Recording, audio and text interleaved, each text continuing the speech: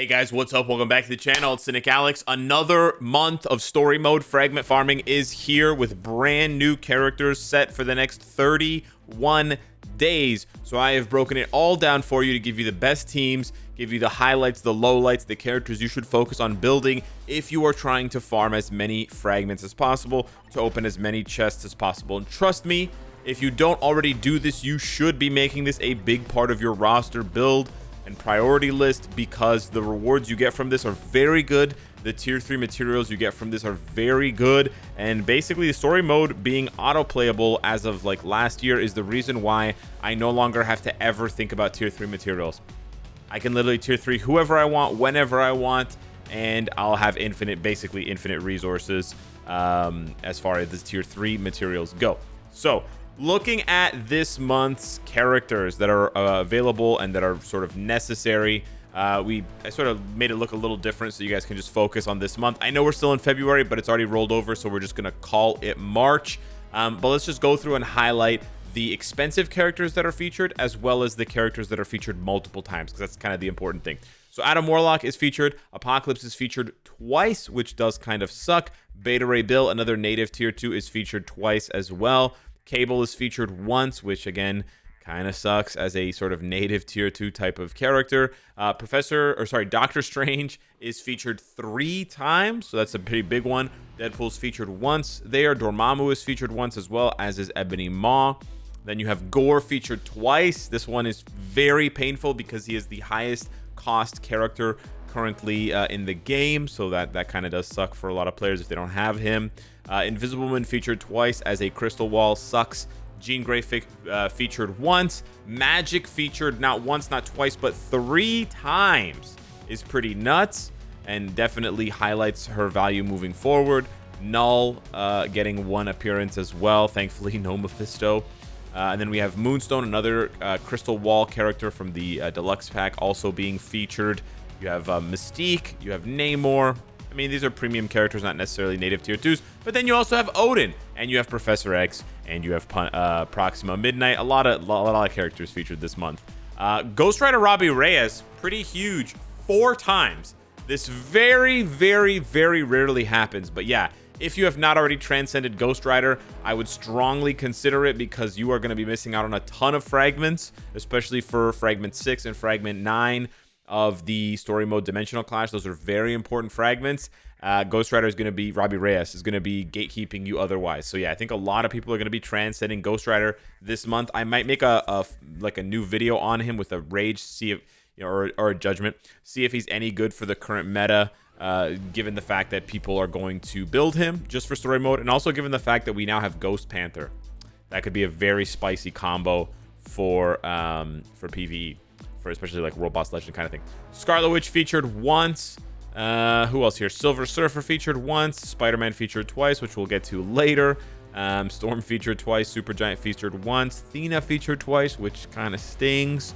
And then that's about Wolverine featured once. So yeah, a lot of characters this month. Some new faces that we haven't seen for a while, but that basically is how it shakes out for the ones that you want to focus on. Basically, Magic, Doctor Strange, and Robbie are going to give you the most fragments for their investment, and then everyone else is 2 or 1 time appearance. Now, as far as the best teams go for this month, there are a few issues we need to cover for prospective teams.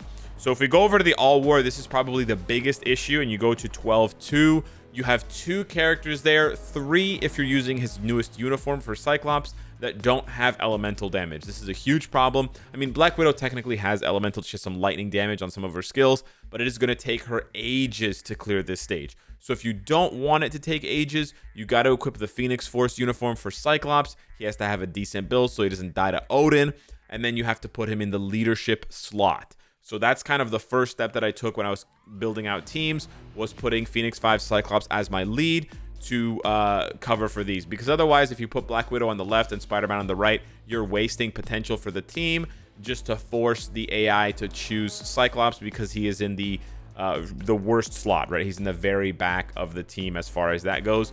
So that kind of sucks. But unfortunately, there are more. There are more that suck. If you go over to the Future Ends here on 13.2, you have Moon Girl. Now, a lot of people, if they transcended Moon Girl, they didn't build her at all. I didn't build her at all until very recently, actually, just before I made this video. But I can report that if you build her well enough and you have decent cards, she can clear this. So I'll give you a team that it features her and a team that doesn't feature her. But yes, she can technically clear this stage.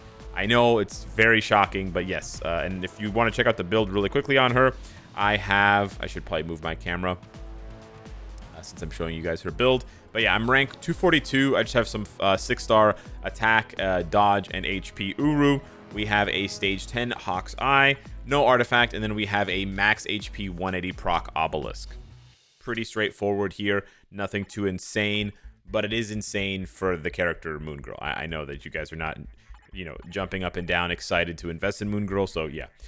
The rest of the stages for those other missions are honestly not bad at all. They have like good leads and good main DPSs. The rest of the problems we find are here. So first up on 3-1, a lot of people are going to wonder about Taskmaster. However, I tested this. It's a very easy stage. My Taskmaster just blew through this. So unless you have very low level cards and like a, you know, very bad build on Taskmaster. I mean, I don't even have a good build on Taskmaster.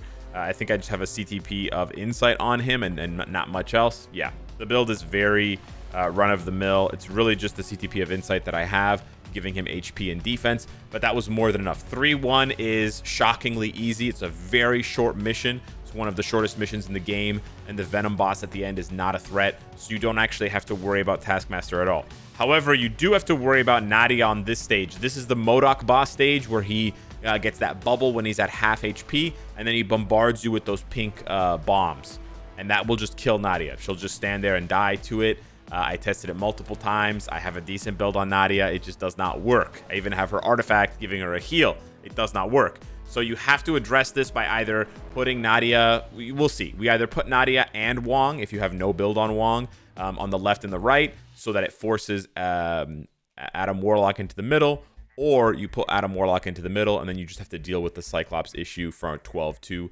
differently. And then one final mission here on 7-1.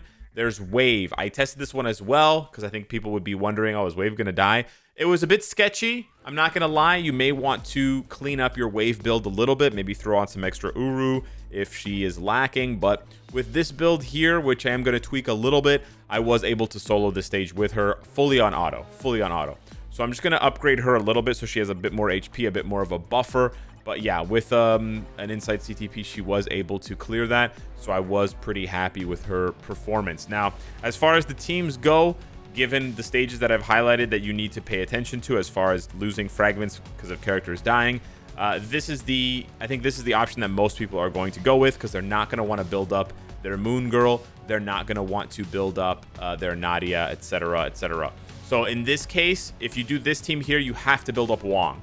So just to be clear here, and I think Wong is probably the best of the ones that we've highlighted to build up, because Wong is not bad. But you got to build up Wong, because otherwise, if you don't build up Wong here, he can still die to MODOK. It's harder for him to die. He's a lot tankier for sure, but he can still die. So you have to build your Wong with something here, give him some HP, Uru, etc., whatever you want to do. I went a little overboard with my build. I gave him a mighty CTP of regen, but now I can sleep easy knowing that he'll be able to clear that stage for sure.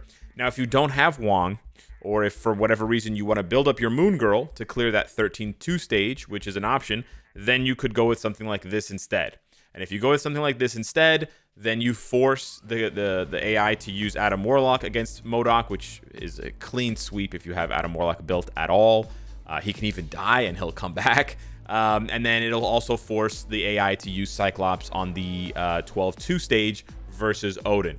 Just run Cyclops through that stage once and pay attention, because there is a small chance he could die. It's a small chance, especially now that he has his artifact, and everyone should have his artifacts. I believe it was given for free.